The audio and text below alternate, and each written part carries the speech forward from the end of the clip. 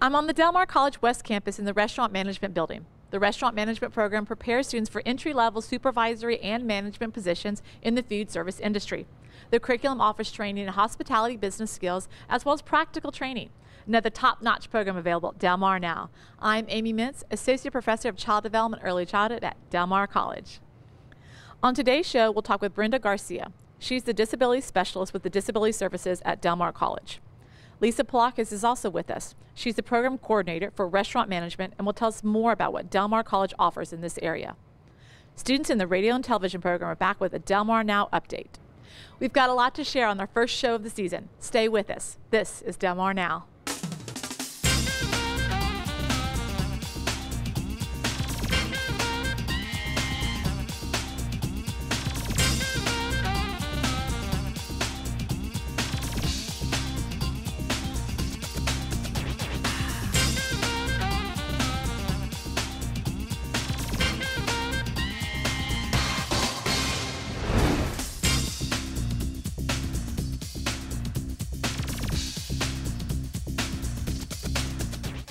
First guest is the Disability Specialist with Disability Services at Del Mar College. She's been with the college since 2007. She holds an associate's degree from Del Mar College and a bachelor's and master's degree from Texas A&M University, Corpus Christi. Please welcome to the show, Brenda Garcia. Hi, Brenda. Thanks for being with us. Thank you for having me. Okay, so Disability Specialist, tell us what your offices do on campus. What is your mission or your purpose? Our mission is to eliminate physical, instructional, and attitudinal barriers across the Del Mar College community and provide the resources and reasonable accommodations for those qualified individuals. Okay, so it sounds like you named 3 different things. It sounds like a big task, actually. So. Yes, it is. Yes, it is. How many students are on average usually using your services each semester? Well, I have we have our academic year of 2016. Where we served for 351 students. Okay, that's a big number. Our academic year for 2017 was 580. Wow. That's a 21% increase. Yes. Across the board. Do you think that increase is because more students are becoming aware of your offices, or is there really an increase in need for students? I mean, is there really more students being diagnosed with disabilities or special needs? Both. There's a lot of students who did not know about our services, so the specialists going out into the community, going out to the classes, presenting at orientations, first of the semester type of events, getting the word out, putting our tables out at, even with the high schools, with the new freshmen coming in, we're just putting ourselves out there so students are aware that these services are available to them. Right, that's going to be very helpful for them. Yes. Now you mentioned the word reasonable accommodation. Yeah. What does that mean? Give us an example of something that maybe a service that you provide. Okay, some reasonable accommodations are, our number one is the extended test time. We also, if students qualify, we have note takers, scribes, interpreters, assistive technology that they can use, the use of an audio recorder. Sometimes special furniture is needed for the student. Those are all reasonable accommodations. Has there ever been an accommodation that you haven't been able to provide so far? Yes, there are some it's just not knowing what we do or do not provide for the student as an accommodation. So some of the things that we do not provide are, for example, a caretaker or purchase medical equipment, wheelchair, canes. We don't do any of that.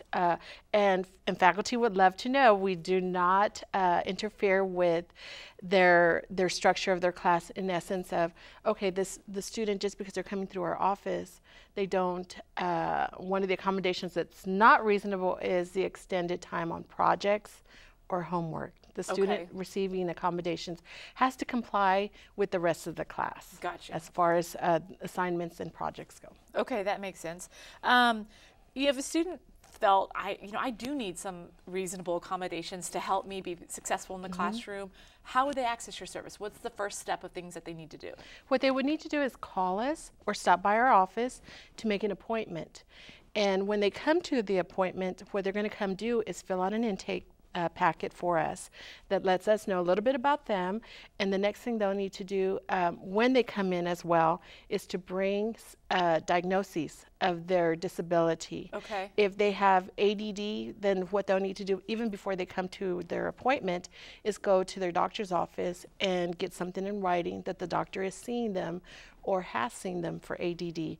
And a lot of times students that are coming from the high school onto college, their 504 and ARD paperwork would suffice for that as well. Okay. What about maybe a student says, you know, I think I have a disability, or I think I have something that's wrong with me. I don't have a family doctor, or I don't know where I'm supposed to go. Are there health places that Del Mar refers students to, or if I can't afford the doctor's visit, you know, what are and we get protocol? that. We do get that, where the students are they come in, they say, we have something, but we don't know, maybe dyslexia. Right. So what we do is refer them out to some resources in the community. Okay. And a lot of students do not have insurance. And so we refer them either to the county clinic or something like MHMR that would test them and they could seek out those services there. So there are reasonable, even accommodations for someone, I think I have this, but I'm not quite even sure what I'm supposed to do. So if I don't have that information to bring with you on my first visit, you can still even help with that. Yes. Yes, absolutely. We're here to be that resource for them. They might not know exactly what they think they might need on that first day to bring, even though we might tell them and they're still kind of questioning it. We're there to answer those questions, to help them along with this process. Right. What if you have what if there's a faculty member that is on campus and they're concerned one of their students may have a disability? How does a faculty member approach this, or they think they could benefit from the services at your office? How do I approach that without being insensitive or labeling or saying something incorrectly that would be offensive? What would a faculty member do? Okay, that's a very good question, because under the American Disabilities Act, ADA, you cannot tell a student, I think because you have ADD and you've disclosed it, you should go receive services from the disabilities office. You have to be very careful in the verbiage you use with the student. So what the faculty could say is, have you sought out services? Maybe look into that for additional assistance, but never to say, I think you need to go over there, because faculty cannot tell the student they need to come here to our office. And we don't go and pull students out or anything like that. You know, we were told you needed to come to our office. We don't do that. Okay. The student has to come in and self-advocate and disclose So it's really their the disability. student's responsibility to take the first step. Yes. Okay. Yes. That sounds like important information Yes. to know about. Okay, so you do some great services on campus, and we're very thankful to have your offices on campus, and you've actually been nationally recognized for your services for a Disability Service Provider Award. Can you tell us a little bit about this and how you feel? Congratulations to you. Yes, thank you. The ACPA award, I'm very honored but humbled to have received this award. I don't go to work expecting a reward for anything I do. I go to work because I love what I do, and I'm servicing these students that need just that little extra something to help them get through and get their education. I really owe a lot to my director, Daniel Fisher, who also nominated me for this award, but has allowed me to just spread my wings in this office. I just run with every opportunity that's available, and I try to do my best with the student in mind at every turn possible. Well, congratulations again on that award. Thank you. And quickly, where can people get more information about your office and your services? Well, our website, delmar.edu/disability, or stop by our office we're located at the Harvin Center, room 188, or give us a call, 361-698-1292. Okay, well, thanks, Brenda, for chatting with us today. Thank you. We're taking a short break, but students in the radio and television program are next with the Del Mar Now update. After that, we'll meet the program director for hospitality management at Del Mar College. So stay with us.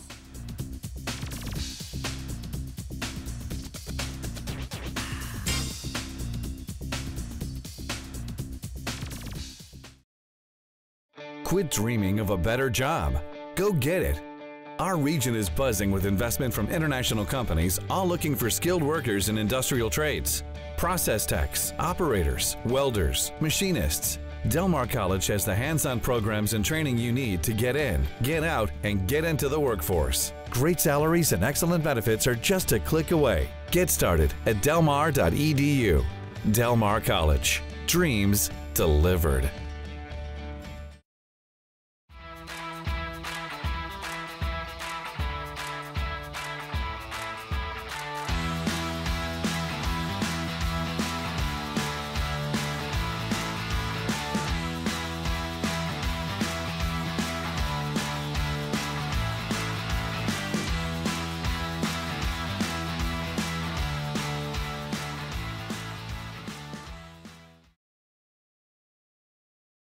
Catch the Viking spirit. Nationally recognized and locally focused, Del Mar College has been delivering dreams for over 75 years. If Del Mar College has touched your life, join the Vikings Alumni Association and help others achieve their dreams. Stay connected. Support scholarships. Explore the Viking Career Network. Join online today at delmar.edu/alumni for as little as $10 and get a free t-shirt. Show your Viking pride.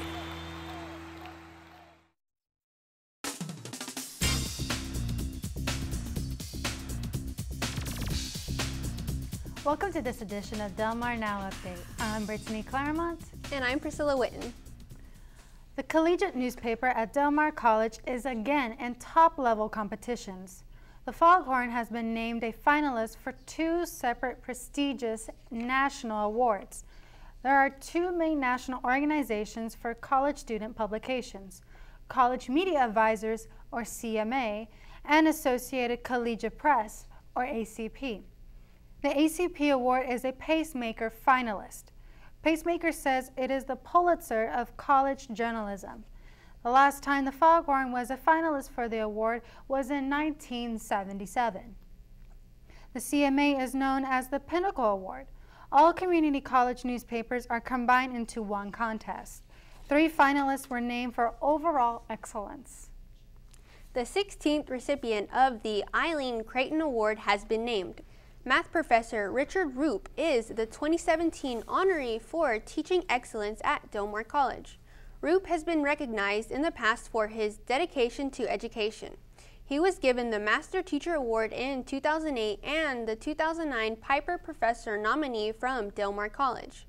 Roop was also the 2010-2011 Del Mar College Each Campus Instructor of the Year.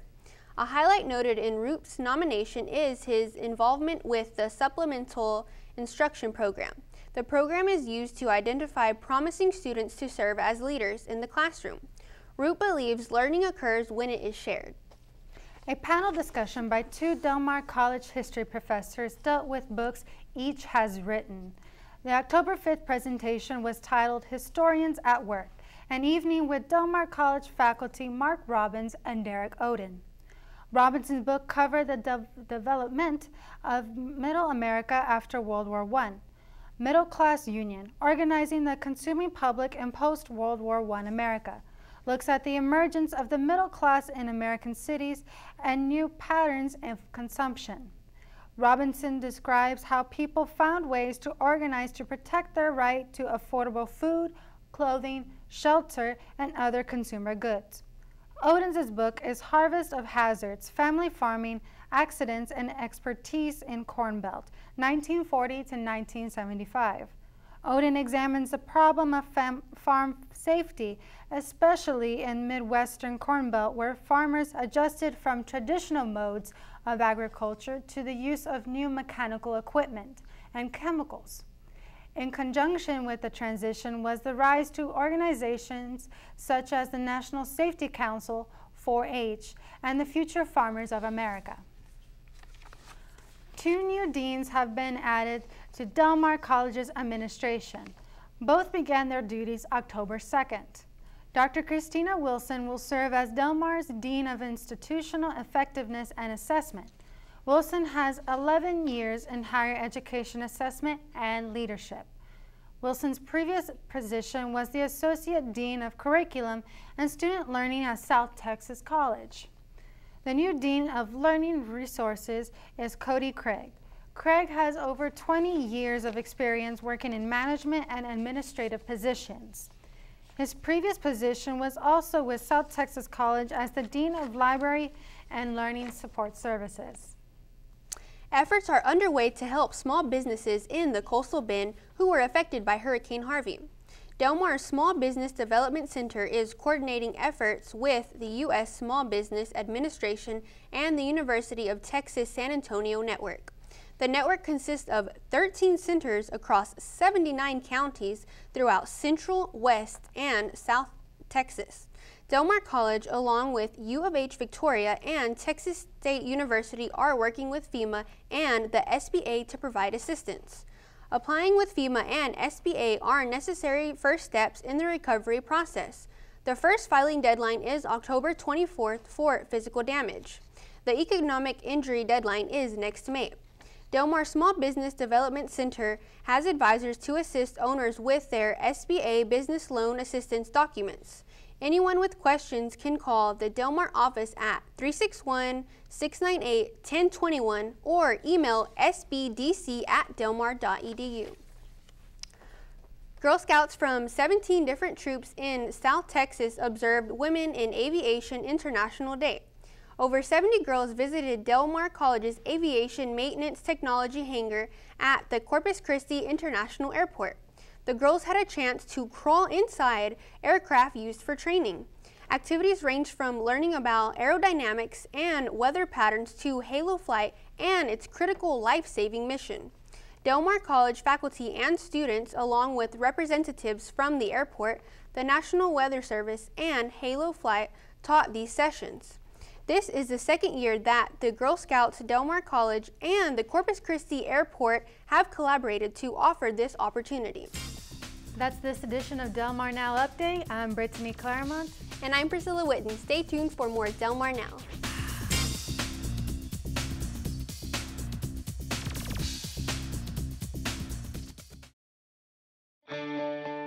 Dream of earning a great salary with excellent benefits?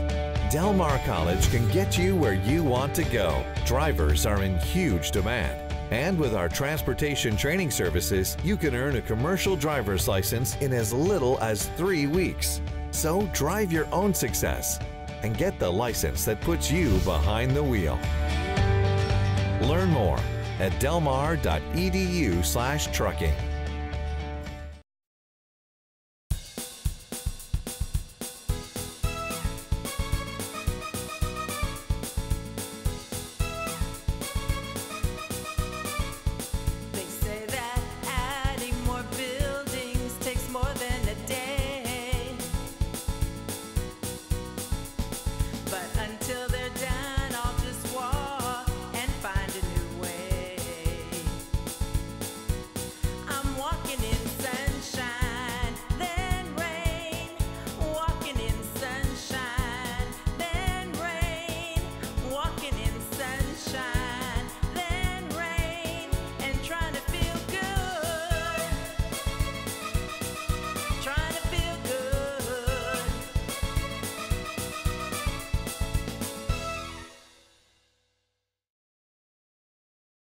If I can reach the stars, pull one down for you,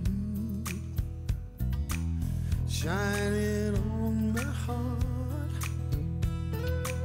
so you could see the truth. I could change the world. I would be the sunlight in your universe. You would think my love was really something good, baby. If I could change the world, baby. If I could change the world. Make a difference. Pass it on.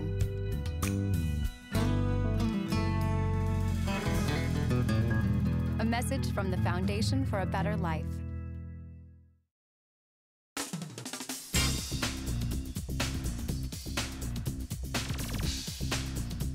For more information about Del Mar Now, log on to www.delmar.edu/now. If you have questions, comments, or suggestions to help us improve Del Mar Now, send an email to now@delmar.edu.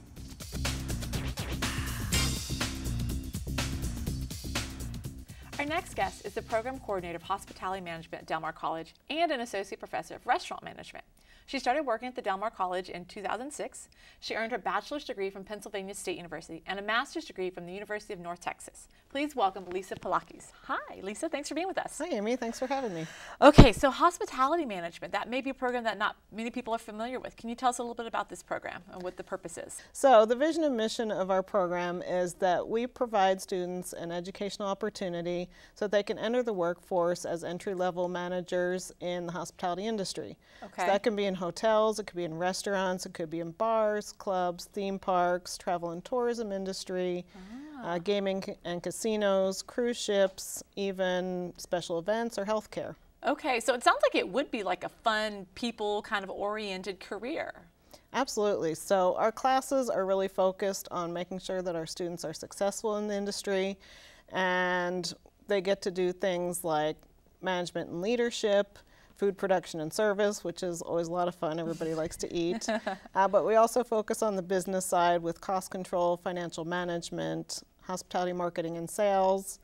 So what kind of classes would a student take in these? Well, give us some titles of classes students would take. Yeah, so those would be the titles of the class, like guest room management, Okay. front office procedures, sanitation and safety, basic food prep, intro to the industry, so that they get a well-rounded feel for what the industry is like. Right, and that you brought up a good point of, front house and back house. When you think about businesses or restaurants or industries, you've got your service part and then you've got your hospitality part in the front house. So I guess, you need to be versed in both of these areas, and they're completely different from each other, but they build upon each other or bridge together nicely.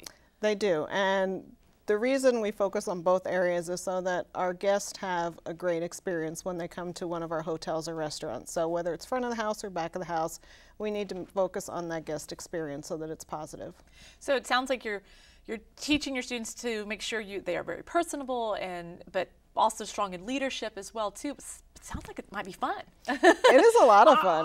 What are some fun things that these students find in these classes fun? They do. We have great instructors that are focused on student success.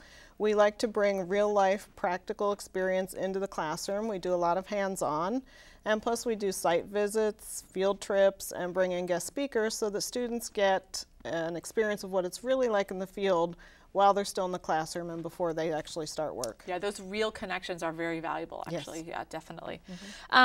What skills or prerequisites would a student need to have to enter into this program?